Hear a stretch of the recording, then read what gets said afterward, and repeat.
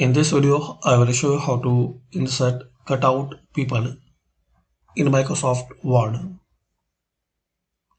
So click on Insert, then Icons,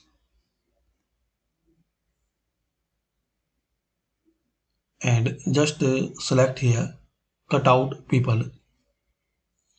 So you will see ready to use cutout for people. You can use in your design and project. There are some category.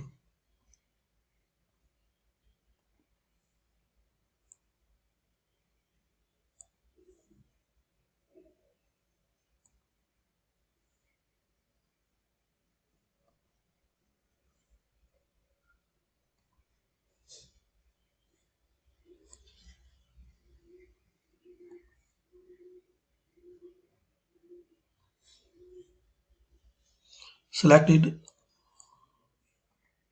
and insert.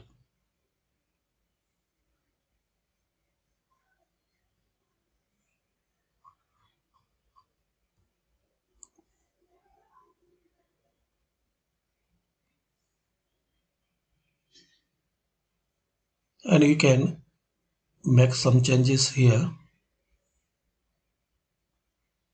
In these all options, you can change color and you can add some effect to this cutout.